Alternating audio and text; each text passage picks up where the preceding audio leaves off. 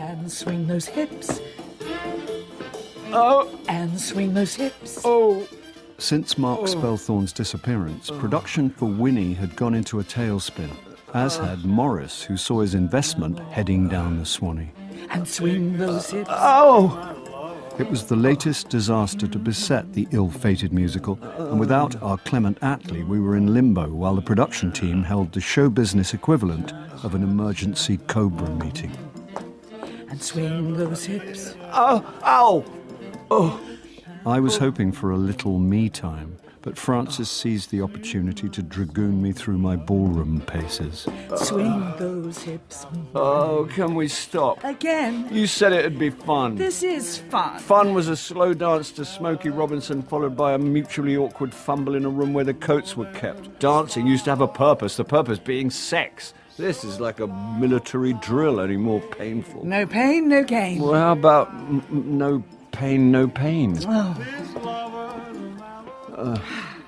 If this was Strictly, we'd be hard at it from dawn till dusk. Now, that's a purpose. A behind-the-scenes fling is part of the Strictly experience. We're not behind the scenes on Strictly. We're in my sitting room. With you barking orders at me for a pensioners' dance competition you finagled me into. Strictly Seniors is not a pensioners' dance class, and I did not finagle you into anything. Wow. You promised to partner me. Don't you want to be match fit when you get the Strictly call? I wouldn't do Strictly if they got down and begged on their replacement knees. Rubbish.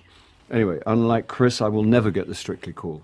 Chris what? Got the call? Stand-ups get the call for everything. Strictly, Newsnight, Question Time. Before you turn completely green, let's cha-cha-cha. Hi, Mo, what's the news? Not good, I'm afraid. They're pulling the show. No. Mark's dead. What? How? When? Where? Not on the phone. Meet me somewhere discreet, where we won't be overheard. This is your idea of discreet? Horse Guards Parade? You've watched too many 60s spy films. Doesn't it make you feel proud to be British? It makes me feel like I've been taken out for the day by a kindly, if slightly nationalistic uncle. Pomp always makes my chest swell. That's angina. I always fancy myself as Nigel Green in the Ipcress Fund. Does that make me Harry Palmer?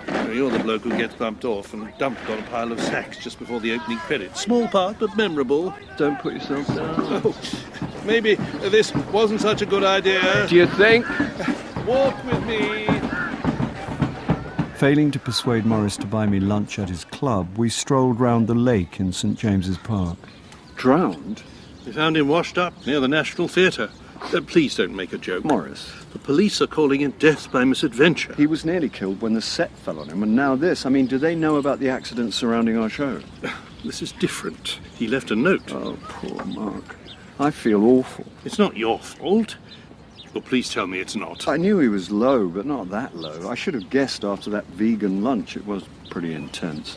I put his mood down to the teleseries being axed. That, or the kale and bean salad. Kale is one of the more dispiriting brassicas, but I don't think it drives people to take their own lives. Maybe I should have told Nina. About the kale and bean salad? About Mark's depression. She's a director, not a therapist. You didn't see Mark's face when Chris told him the Willoughby had been pulled, and to rub salt in the wound, he told him in front of the entire cast. Bad form. Sadistic, but that's Chris. Bullies need an audience to scare off anyone else who might cross them. He pulled the same stunt on that young actress, Abby, humiliated in front of a whole company. What for? Because he could. Power games. Kay told me Chris ran off the rails when he was a child actor, but if you ask me, he's still messed up. Bet you're glad you cast him as Winnie. I only invested in the show. I mean, obviously, with my agent's hat on, the producers ran a few headliners past me. Well, this headliner shouts down anyone who disagrees with him and uses therapy speak to excuse his behaviour. You know, he asked Kay Walbrook to let him know when he oversteps the mark. And when she did, she was struck down with a mysterious food poisoning. You're not suggesting Chris poisoned her? Well, why sabotage his own show? I don't know. But after Kay rushed off, I had a snoop around a dressing room and found a bottle of gin which had been doctored. Poison? Split the difference and say spiked with liquid paraffin. What does that tell you? Someone wanted to use Kay as a storm lantern? Please. Liquid paraffin is an effective laxative. I don't understand. Well, it loosens the... I understand what a laxative is, but why would Chris or anyone spike Kay's gin? A warning shot across the bowels. Ah, it's mine. Nina. Early start tomorrow, rehearsal day. Evening run for producers and backers. Did you know? It's just to reassure the investors everything's on target after all the disruption. So you'll be there? Of course. Won't you? Very funny. Could Frances be your +1? Sorry, invitees only. I'll have to sneak her in backstage. What for? Just see what else you can dig up on Chris. You mean like a motive for sabotaging his own show? I was still clutching at straws. What I needed was someone to clutch with me. I've got a prior arrangement tomorrow night. What arrangement? Something else on my big birthday bucket list. What? Mind your own business. A date. I refer you to my previous answer. It's a date with Jesus, the dance teacher. Even if Jesus was 25 years closer in age to me, I still wouldn't be his choice for a date. Your dance teacher's 25 years older than you. Why do you need me at the theatre? We're doing a run, and while everyone's on stage, I want you in my dressing room. I understand men of your age like to fantasise. It's the last gasp of a fading libido. Actually, I want you to do a bit of snooping, but I understand women of your age with big birthdays and last gasp bucket lists might not be up to the adrenaline rush. Bring it on. What about your prior arrangement? I'll phone and postpone. I've never really fancied a threesome. That was a joke, right? Practice your rumba. Did you say cancel or postpone? I set myself an early alarm. After the vortex of chaos surrounding the show, it was not a day to stroll in late, so I eschewed Frances's offer of cholesterol-lowering moringa tea and porridge with marquee berries in favour of... There you go, babe. Bacon and double-egg bat with the triple shot Americano. Got any sauce? Brown, red or yellow mustard. I like a water-bathed halibut ballantine with a yuzu jelly as much as the next pretentious git, but you've got to love an establishment with colour-coded condiments. Morning, Charles. Jed, hi. Take a seat. I hurriedly moved the bag containing Kay's contaminated gin so the stage manager could sit down. You've heard about Mark? Shocking. I know. Poor guy. Terrible. Was there a partner, kids? No, married to the job. But when the job goes wrong... Yeah, I know he'd lost his TV series, but he was still in work. Today's going to be a long day. Yeah, that's why I came in early to stoke up. Great minds. I always comfort eat before a show opens. Trouble is, I also comfort eat during and after. Stage managers burn a lot of calories. Not this many. Whenever I diet, I remember that quote, "Oh Lord, make me good, but not yet." Yeah, St. Paul? St. Augustine. Things we choristers dredge up. I thought you were stage school. Only after my voice broke. Rita Murray was more interested in my cherubic looks than my singing. For 30 years, most urchins on British screens came courtesy of Rita Murray. But I was struggling to see the fresh-faced child beneath Jed's shaven head, tattooed face and curvy-sized sportswear. I know what you're thinking, but life takes its toll, even on pretty boys. My only pretty boy contemporary now looks like Dorian Gray's portrait on a bad skin day. Did that give you a satisfying sense of revenge on your friend? Well, I didn't want revenge. Well, maybe a little schadenfreude. We've all got a bête noire in our lives. Someone should teach young actors how to avoid jealousy. And how to avoid workplace bullies. Chris? Well, he can yell at me till he's blue in the face. It's water off a duck's back. It's kids like Abby I feel sorry for. I think Kay is keeping Chris in check. Someone's got to. Time's up for his sort. Oh, there we go. Nina's first text of the day. We better get over there. Beyond the stage door, we went our separate ways, Jed heading straight for the auditorium, while I paid a visit on Kay Walbrook. Come in. I'm glad to see you've recovered. Remind me never to eat a late-in-the-day salmon sandwich. Is that what did it? Must be. Oh, poor Mark. Oh, yeah. I knew he was upset about losing his I series. think he must have been in a pretty bad place for a while, and losing the series was just the final straw. I've never felt less like doing a show. You know when Chris was yelling at Jed? About his stupid foot spa. You went to calm him down. What actually happened between you and him? Well, as I approached his dressing room, he was giving Jed a hard time. The words foot and spa did somebody not understand? Why ask what I want in my dressing room if you're not going to give me... Go now, Jed. I'll say when he does. Just go. Right. This isn't over. Yes, it is. What? You asked me to let you know when you'd gone too far. This is me letting you know. All right. Not all right, Chris, not all right at all. Let me give you a few home truths. That was it. You know when a toddler tantrum gets so bad they forget what it was they were supposed to be screaming about in the first place? I wasn't a very hands-on father. Oh, why am I not surprised? Anyway, Chris could have had me fired on the spot, but amazingly he thanked me and sat there like a punctured balloon mumbling psychobabble about not being in denial. What's in the bag? What? You look like a guilty schoolboy. Well, I sort of am. Oh, come on, lad, spit it out. Well, when you were off sick, I came in here and sort of burgled your dressing room. What? I was worried about the way you were taken ill and wanted to see if there were any clues in here. Anyway, this is your gin. I thought you were a Scotchman. Don't worry, it's all there. But if I were you, I wouldn't drink anymore. Oh, don't get judgy. The day you got ill, did you drink any of it? Possibly. When? Was it after you read the riot act to Chris? Yes. So before you got ill? What's this all about? Why did you nick my gin? To double check I was right. About what? Did you think it tasted all right?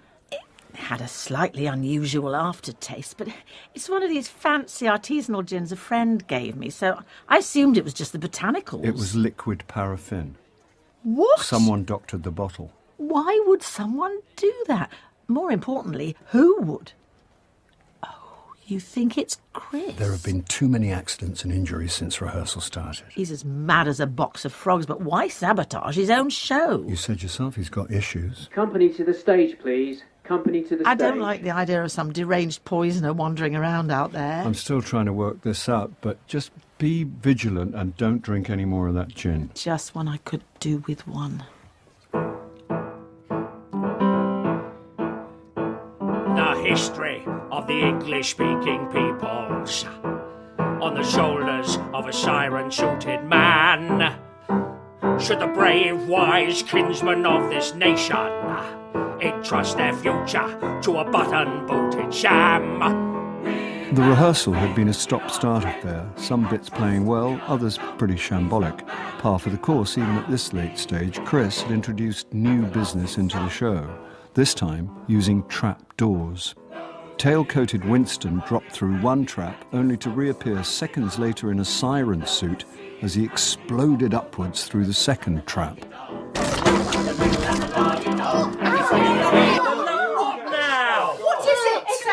What happened? It's all right, Nina. Doesn't look all right. Out of the way. Don't push. Look, weren't you listening when we went through this new stuff? Yes, I just found myself standing in the wrong place. Then you weren't listening. Jed! Oh, he's never there when you need him. Coming. Take your time, why don't you? I was in the fly gallery. Yeah, always got an excuse. He's just doing his job like everyone Who else. asked Jiminy Cricket? Get a first aid box, Jed. On it. And someone put a mark down so Albie knows where not to stand. I won't do it again. You sure you're okay? Fine. Chris, I think we may have to lose this new trapdoor stuff. No. It's overcomplicated. Audiences want spectacle. 2 trapdoors, a quick change, and you've got to rush straight up top for your parachute descent with Charles. Exactly. And Get it right, they'll love it. get it wrong and someone's going to get hurt. Oh, for... I know you're thinking of the show, but so am I. Can I make a suggestion? Oh, God. Please, Charles. As we're up against it, how about we do the run-through without the trapdoor stuff, but allow some time to work it back in properly in time for the previews? That way we know where it goes and we've got time to work it in safely. Go on, then. Good. Also, if Chris wants to walk me through my moves, I can stay behind after the show. About to have another snipe at Abby, Chris caught a reproachful look from Kay, which brought him up short. Yeah, good idea, Abby. I'll walk you through it after the show. By lunchtime, I was in need of some unfresh air and a shot of liquid muesli. It wasn't Harry's bar, but the space between 2 industrial dustbins provided me with a cosy drinking nook. A man was loitering on the corner opposite. Chris burst out of the stage door. Head down, baseball cap, shades, collar up. He nodded to the man, and the two marched away. Curiosity got the better of me, so I followed. The Montague Arms was a one-time Victorian roughhouse with high-backed booths for nefarious assignations. I gave them a couple of minutes, then entered. 1 double scotch. Contactless?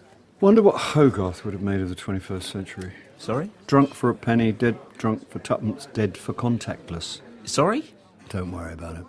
Chris and the big bloke had tucked themselves into a distant corner. I secured an adjacent booth with my back to the room and my ear to the partition. I'm having a bit of a wobble. Why do you think that is? I've done a lot of things, some of them pretty bad. Well, it goes with the territory. I just don't know if I'm ready for this. You can do anything you want. The question you've got to ask yourself is, what do you want? To be left alone. Isn't that why you do stand-up? No interference, no writer, no director, no actors. So, what? You want to get rid of all the others? Actually, yeah. Yeah, I think that is what I want. Oh, not now. Are you trying to get me killed? Bad time? Could say that. I found out a bit more about Chris. Me too. I think he's hired a hitman. What? Just give me the headlines. Chris was precociously talented, ruthlessly ambitious, and part of a stage school brat pack, sex stimulant. A girl died of an overdose, and it all sort of fell apart. Most of them dropped off the map. Chris's career hit the skids, he hit the bottle, dark night of the soul, got married, wife pulled him through, tried stand-up, never looked back. Thanks for coming out in a hurry. That's what you pay me for. I've got to go. What's all this about a hitman? I'll tell you later. You might not have a later. Cheers. Chris headed back for the theatre. The big bloke continued north. I wasn't needed immediately after lunch, so I decided to see where he went. Following someone is a lot harder than it looks in films. When he turned into a narrow passage, it was follow or lose him. At the far end, I saw an enclosed mews, then... Can I help you? Oh, hi. Yeah, I'm looking for... You've been following me for 15 minutes. So, let me save you the effort of making up a story and you can tell me what you want. Okay, before you do anything, you should know I'm in the cast of Winnie with Do Chris anything? Watt, so if I don't arrive back at rehearsal... Do what? What? What do you expect me to do? Hurt me? I'm a cognitive behavioural therapist. We leave violence to the Freudians. You're not a hitman? I think the residents' committee would have something to say about it. I may have misread the situation. You've definitely misread the situation. I heard you in the pub with Chris. Do you make it a habit of eavesdropping on private conversations? No, well, sometimes. I mean, if I think someone's up to no good. And do you often think people are up to no good? No, but forget me. Can I ask you what you and Chris were talking about? You can ask, but don't expect me to answer. There is such a thing as patient confidentiality. So Chris is your patient? Wow, you're good. One more thing. I know Chris has anger issues. No comment. Okay, but does that make him a danger to anyone?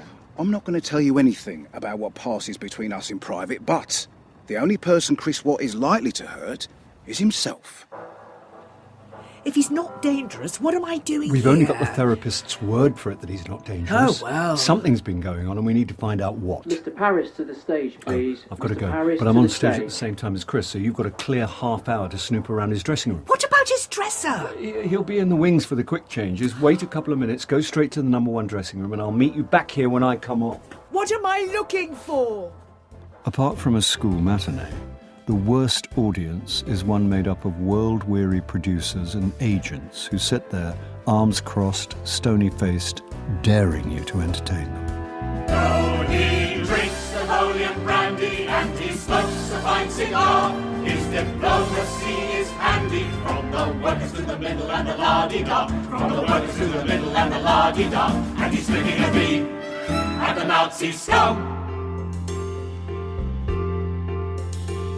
The black dog is snapping at my heels. Storm clouds where'er I turn.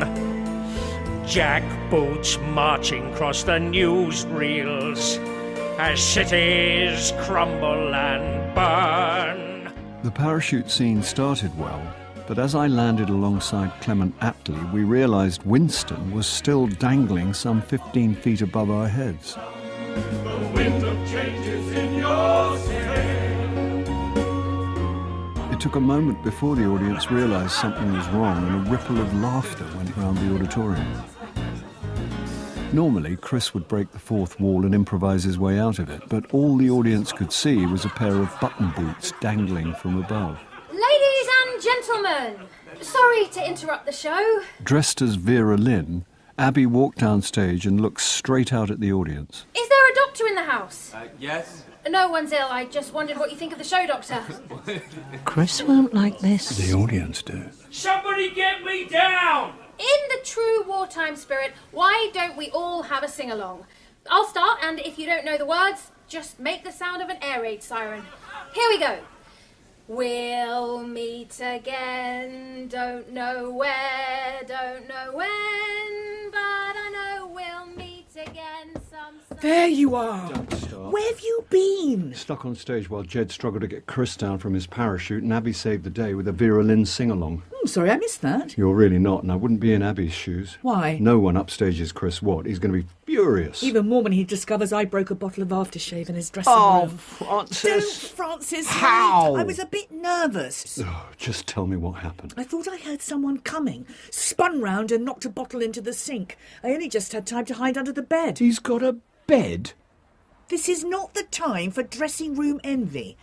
Anyway, it was someone from wardrobe returning laundry, but while I was under the bed, I found this. The missing evidence? No, a bottle of liquid paraffin. In Chris Watt's dressing room. I was a head teacher of a girls' school, not an international jewel thief. If I could get into his dressing room, anyone could, and anyone could have planted that bottle. Yeah, but... What a show! Don't you knock. Oh, dear. Agent Interruptus? No! A star is born. Hear that, Charles? He doesn't mean me. Abby, so young and so fearless in front of such a venal audience. I'm going to take her, mould her, and shape her career. Does she know? Not yet. Where is she? After show notes. Chris is walking her through the trapdoor business. I've got great plans for her. Any great plans for me? There's a voiceover for the British Heart Foundation. See what I put up with. Anyone hungry? I'm so excited about Abby. Dinner's on me, and you're tax deductible, so you can go a la carte. Good. I'm starving. I'll catch you up.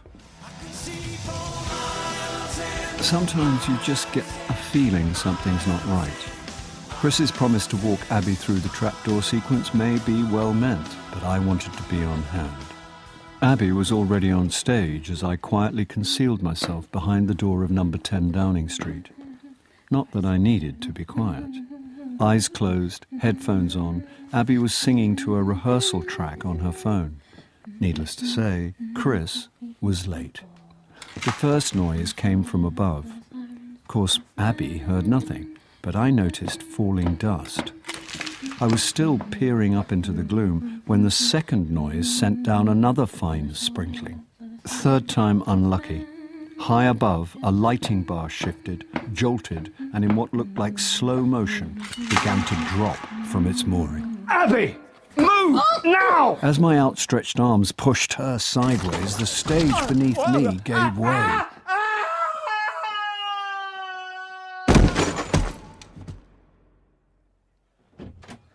What the hell? I've sprained my ankle. Get him onto the bed. My bed? It's the closest dressing room. 1, 2, 3. What happened? He fell through one of the traps. Jed, you idiot. Not now, Chris. Those traps should be safety locked. What if I'd fallen through it? I did. Yeah, but all due respect, I'm playing Winnie. It's all about you, isn't it? Oi, You've got an ensuite shower. I think he's in shock. Is that a massage chair? shiatsu. Why haven't I got a shiatsu chair? Because you're not the star. Hey, Charles just saved my life. He fell through the trap. Yes, trying to protect me while I was waiting for you to turn up. Yeah, where were you, Chris? I was in here having a foot spa. Of course you were. Always in the right place when the bad stuff happens. What's that supposed to mean? I'll wait outside for the paramedics. Yeah, that's it. Off you pop. Try not to have any more accidents. Don't patronise her. It's banter. Were you alone? What? In here? I was having a foot spa. But were you alone? What, can anyone testify to the fact that I was having a foot spa? Not that it's any of your business, but yes, I had a visit from my old stage school teacher. Not Rita Murray by any chance? How'd you know that? I must have read it somewhere.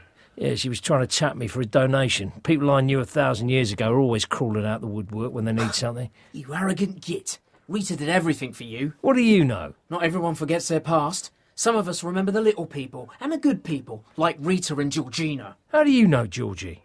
I didn't just know her. I loved her. I was starting to see the cherubic boy beneath the time-ravaged skin. Gareth? No one's called me that in a long time.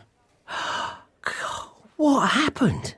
Life happened. And then some. More banter from the lovable Mockney stand-up who speaks his mind no matter who he hurts. It was you, wasn't it? You're behind all these accidents. No. The delivery moped that ran down the actor. Nothing to do with me. The pianist who got shot in the drive-by. Just another accident. But it gave you an idea, didn't it? Will somebody tell me what's going on? Shut up, Chris. Listen, mate. I stopped being your mate the day you pulled Georgie down into the sewer and left her to die. She knew her own mind. She knew exactly what she was doing. No, she didn't. Once they're into that junk, no one knows what they're doing. You waited all these years to take your revenge, and then a job came up and you saw your chance. You mean this maniac's behind all the accidents? I thought it was you. Why would I jeopardise my own show? That's what I wonder when my agent asked me to keep my eyes open. You're an actor, not a detective. Normally that's what he says, but he'd invested in the show and asked me to find out if someone was trying to sabotage it. What I couldn't work out is why hurt innocent people like Trevor Rhodes. That was a mistake. Chris was supposed to be in that flying harness. What? And the stage set that nearly killed Mark? Yeah. That should have been Chris. Oh, I can understand that you wanted Chris dead. Thanks, Charles. But what had Evie and Kay ever done to you? Unless, having failed to kill Chris, you decided to make it look like he was trying to injure anyone who crossed him. Oh, I need a shiatsu.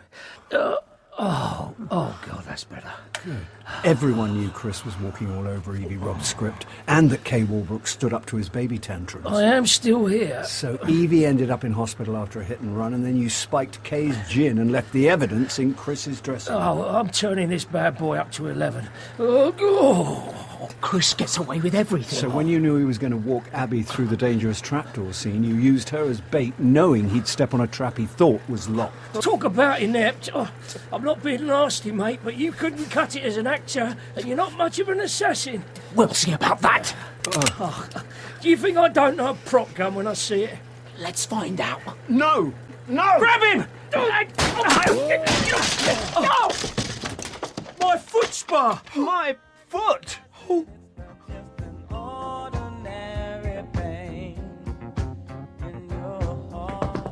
Yeah, da da da da da da da da. Yep. Well, If you think you're going out dressed like that, young lady... you could come with me. My left ankle's twisted and I've got foot spar shrapnel in my right foot. I thought I'd heard every kid's excuse for not handing in homework. Pass the bottle, painkillers are wearing off. Whiskey isn't a painkiller. I'll be the judge of that. You'd do anything to get out of Strictly Seniors. Never mind that. I'm out of Winnie, my one chance at a musical. There's a wheelchair ramp. You can still come along. And watch you dance with Jesus. No thanks. Go forth and enjoy your Paso Dobby. Pass a Dayblade. Dobby's a house elf. Go, enjoy. I'll be all right. Use the time to compile your own bucket list. I've got a bottle of scotch, a bag of nuts and a remote control. What more could I possibly want? Right. My taxi's here. Before you go, that menage a trois... What about it? It was a joke, wasn't it? I mean, only I'm fine from the knees up. I'll be the judge of that. Enjoy your nuts. Right. Let's see what's on. And if you want more of Chris Watt, you can see him tonight on Mock the Week, and again on Newsnight, talking about Brexit.